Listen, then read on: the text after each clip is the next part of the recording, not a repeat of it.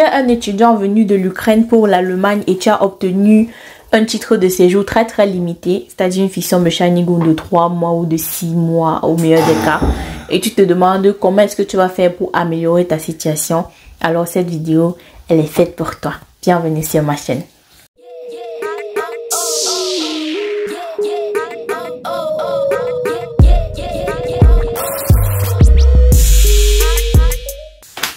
Hello, je suis Céline Diallo et bienvenue dans Connaître l'Allemagne. Alors ici on parle de tout ce qui tourne autour de l'Allemagne, de près comme de loin. Ici on parle des procédures d'immigration pour arriver en Allemagne, on parle de la culture allemande, on parle de la vie en Allemagne. Donc si ça t'intéresse, tu peux t'abonner et tu peux activer la cloche de notification. Aujourd'hui je suis dans un décor spécial, je suis chez ma soeur et je suis avec sa fille là en bas qui est en train de faire les bruits. Chut. Quand on mange ça ne fait pas les bruits. Donc si vous entendez des bruits dans le fond, on sait que ça vient d'elle. Comme je vous l'ai dit dans l'introduction, dans cette vidéo on va parler des étudiants qui sont venus de l'Ukraine pour l'Allemagne et de comment est-ce qu'ils vont faire pour obtenir un titre de séjour en Allemagne. Il y en a parmi eux qui ont reçu des lettres d'expatriation et d'autres qui sont déjà partis pour la Belgique ou Vassau-Kima, dans d'autres pays. Mais toi, si tu as envie de rester en Allemagne, j'ai une très bonne solution pour toi. En fait, tu as la possibilité de rester en Allemagne si tu es sage. Tu as fini? Tu ne manges pas les autres céréales là? Oui. Oui, quoi? J'ai fini. Tu es rassasié? J'ai tout mangé. Tu as tout mangé, c'est bien. Alors prends le jus. Alors, je suis à nouveau avec vous. Alors, ce sujet m'a été inspiré par une histoire que j'ai vue sur la page du Woman qui m'a énormément touchée. D'abord, je vais vous lire l'histoire et après, je vais vous donner d'après moi quelles sont les solutions. Chut. Alors, voici l'histoire. Bonjour. En fait, l'histoire c'est sur la page du Woman. Je vous ai déjà décrit ce que c'est que la page du Woman. Les plus fidèles savent. Je vais pas... Voilà, suivez mes autres vidéos, c'est important parce que sinon, je n'ai pas tout le temps envie de répéter, d'expliquer les mêmes choses chaque jour. En tout cas, je lis l'histoire. Noubi, non, on ne fait plus les bruits. Non, non, non. On boit, on ne fait pas les bruits. Je suis un jeune caméra étudiant en Ukraine. Avec la guerre, je commence le 10 mars en passant par la Pologne pour Djoum en Allemagne. Il y a une délégation des frères Dubois qui nous ont accompagnés avec d'autres frères jusqu'ici à Hambourg. En mai, ils ont guidé les fictions de 6 mois à tous les étudiants. J'ai donc fait un work en CDI, contrat à durée indéterminée. Et puis, j'apprenais la langue à la piole. Donc, il est arrivé et il a trouvé un travail. Ça veut dire qu'actuellement, même s'il fallait qu'il ait un Aufenthaltstitel, c'est en tant que travailleur. Et sachant qu'il était encore étudiant en Ukraine, il n'avait pas... Bon, peut-être qu'il avait eu la licence, ça, il n'a pas précisé. Mais la plupart du temps, ce sont les gens qui arrivent, qui font tout leur cursus universitaire. Donc, c'est possible qu'il n'ait pas encore eu la licence. Donc, du coup, contrat en CDI, c'est compliqué d'obtenir un Aufenthaltstitel avec ça si tu n'as pas un diplôme allemand. C'est comme ça que j'ai été un rendez-vous pour go renouveler mon way avec le CDI. Ils m'ont dit qui devait me répondre que pour le moment, ils ne savent pas quoi faire des étudiants étrangers de l'Ukraine. Après 3 mois de travail, j'ai dû arrêter parce que l'embaume là m'avait senti une lettre comme quoi pour renouveler, je devais seulement aller au school. Donc, on lui a dit que pour renouveler son séjour, même dans le cas où on va renouveler son séjour, il doit avoir un séjour étudiant et pas un séjour en tant que travailleur. Donc, au cas où on renouvelle, on n'a pas encore dit qu'on va renouveler, mais au cas où on renouvelle, c'est le séjour pour étudiant. Donc, il doit arrêter le travail et aller à l'école. Donc, il dit, j'ai donc acheté 3 mois de cours de langue. J'avais déjà validé le B1 en Ukraine. Donc, il arrivait en Allemagne, il parlait déjà un peu l'allemand. Entre-temps, j'avais fait là un petit way à dos à côté, donc il travaillait encore un peu à côté. J'ai eu aussi l'admission conditionnelle avec cours de langue dans une université à Klausthal. Je leur avais send ça et je leur avais ask s'ils pouvaient send à mes dossiers là-bas. Ils m'ont tourné jusqu'à les 6 mois de fiction sont finis et je suis go là-bas. Ils ont ma demande de séjour pour work et ils ont aussi une dem pour le school. Ils ont dit que j'ai 2 semaines pour back au bois. Après, je vais vous expliquer pourquoi est-ce qu'on lui a demandé de rentrer au pays. C'est comme ça donc que je fais là un avocat ici là pour qu'il m'aide.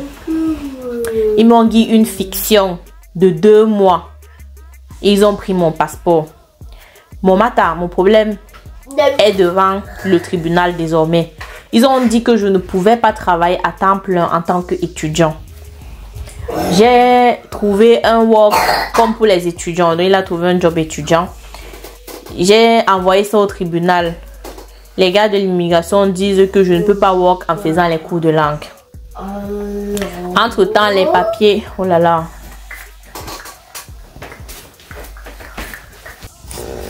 Je veux boire plus ton jus. Je bois le jus. Il faut boire alors. Tu sais qu'on boit le jus, ça fait le bruit. Je vais boire le jus. Bois. Dans les baumes de l'immigration, on dit qu'ils ne pouvaient pas. Bon, je suis en train de lire. Donc, le français, c'est ce qui est écrit.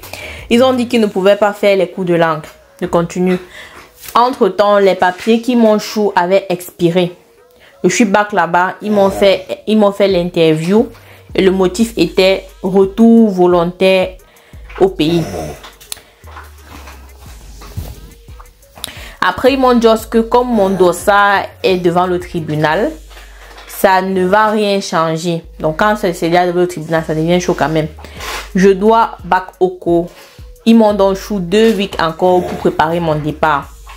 Entre-temps, je veux qu'ils me remettent mon passeport pour que je puisse me chercher ailleurs. Et ils ne veulent pas me remettre mon passeport. Ils me demandent d'écrire un papier que je ne vais plus remettre les pieds sur le territoire allemand. De venir déposer le papier là dans leur bureau avant qu'ils me remettent mon passeport. Ils disent donc que j'ai peur que je go là-bas et qu'ils me déportent directement pour le pays. Comment est-ce que je vais faire?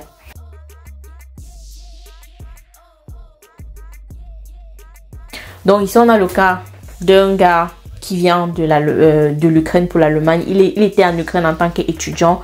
Il arrive déjà, première erreur qu'il fait, il commence directement à travailler en tant que...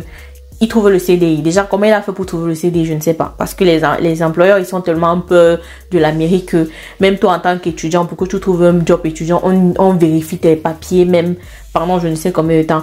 Donc, je ne sais pas comment il a fait pour trouver le CDI. Mais bon, comme c'était un peu le moment où tout le monde avait un peu pitié des gens qui venaient de l'Ukraine, je pense que il a profité un peu de la vague et puis il a eu son CDI comme ça. Maintenant, comme je disais au début, s'il n'a pas encore la licence, s'il n'a pas un diplôme reconnu dans le Schengen, c'est très compliqué pour lui de travailler en Allemagne. L'Allemagne, c'est le pays des papiers. Il te faut un diplôme pour pouvoir trouver n'importe quel travail ici là. Tu dois avoir un papier, même si c'est le Ausbildung de 6 mois qui dit que tu sais faire ça, telle chose. Tu dois avoir le papier là. Sinon, tu as très peu de chances de trouver un job si ce n'est que femme de ménage ou les petits trucs comme ça. Donc, il arrive, il trouve le CDI. Et puis, il envoie ça à la mairie. Sachant qu'il veut demander le visa pour étudiant. Donc, c'est clair que ça ne va pas passer. On lui a dit donc que ça ne peut pas passer. Tu dois avoir une préinscription au moins en cours de langue. Parce que si tu n'as pas le niveau de langue requis pour aller dans la plupart des universités, c'est-à-dire le C1 ou le B2 dans certaines rares universités, tu dois au moins se montrer que tu es en train de faire des cours de langue. Donc, tu es dans le processus pour arriver au niveau où il faut pour pouvoir obtenir ton truc pour étudiant en fait.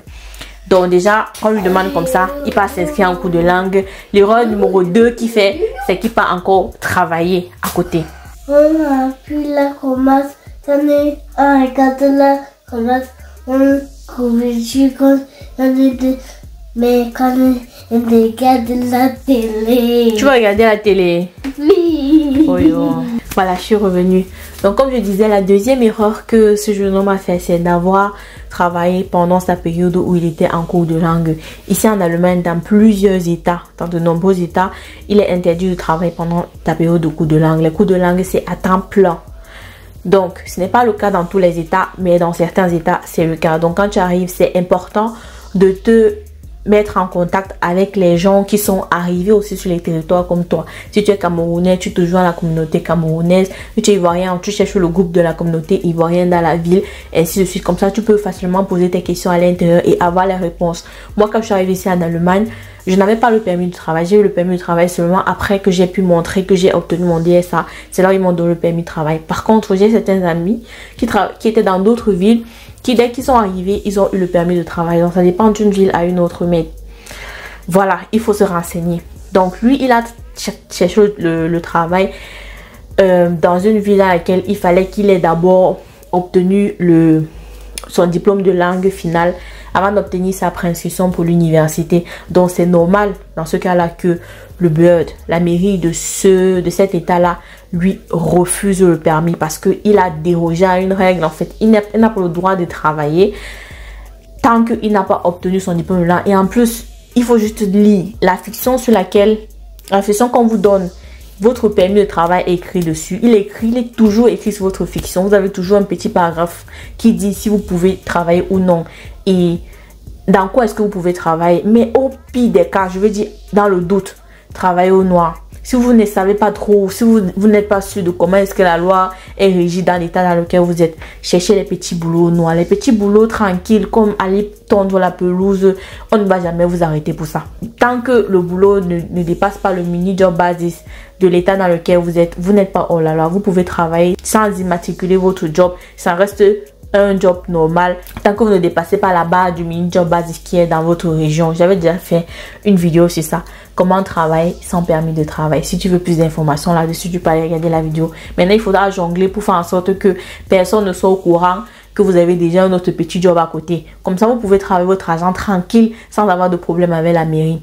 Maintenant, on a fini avec les problèmes, on passe aux solutions. Si toi qui es arrivé ici en Allemagne, qui vient de l'Ukraine, tu me regardes et je suis sûre que tu te poses certainement la question, ok, tu nous as dit ce qu'il ne faut pas faire. Qu'est-ce qu'il faut donc faire quand on arrive en Allemagne? Comment faire pour être sûr de ne pas recevoir cette lettre comme celui-là a reçu? Une lettre qui lui demande de quitter le pays, son passeport confisqué. Et là maintenant il est dans les problèmes. Donc comment faire pour ne pas se retrouver dans cette situation? On en parle tout de suite.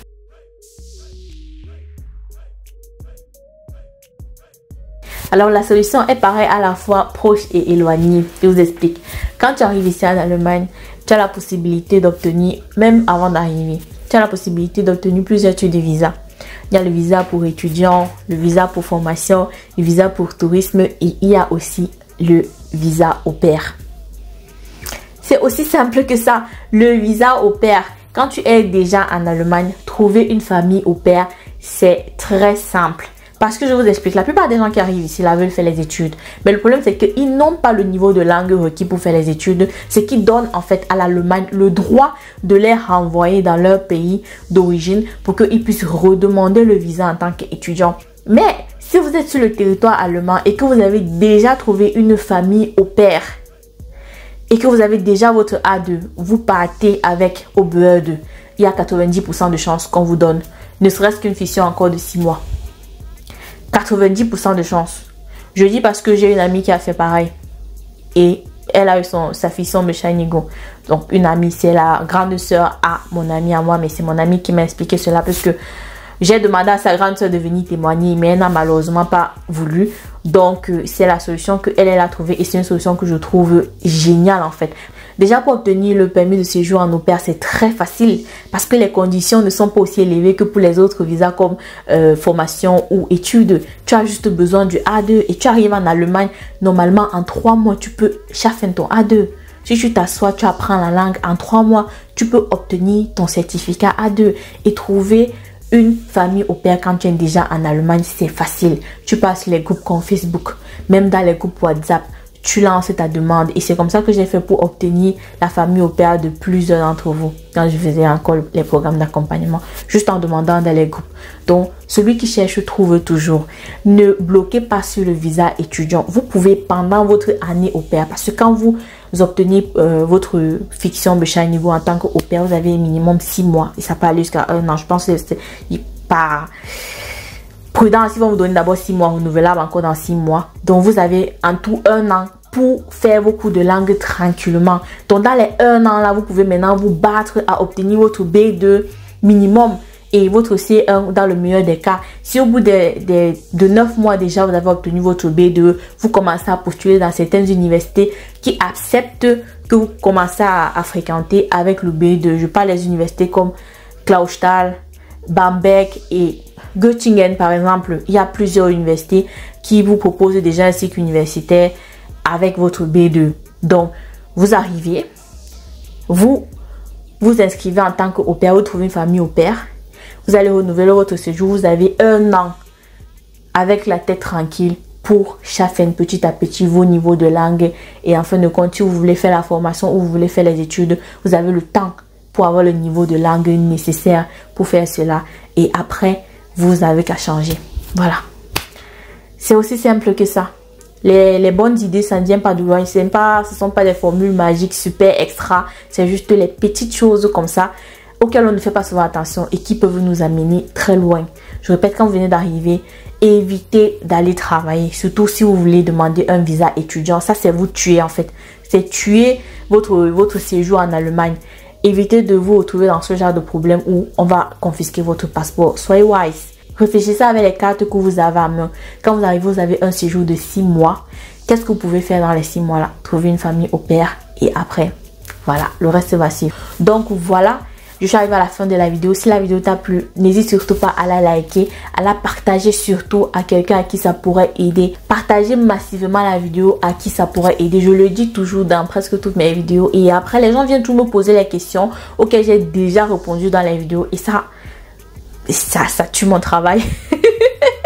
Donc voilà, si vous avez un ami, un frère, vous savez que la vidéo peut l'aider, partagez-lui la vidéo. Il ne faut pas attendre le dernier moment lorsque le passeport a déjà été confisqué pour commencer à chercher les solutions. Les solutions se trouvent dès la base, quand le problème n'est pas encore, voilà, vous comprenez ce que je veux dire. Donc voilà, merci à toi de m'avoir suivi. Rendez-vous la semaine prochaine ou très prochainement pour une prochaine vidéo. Moi, je te fais de gros bisous. Ciao.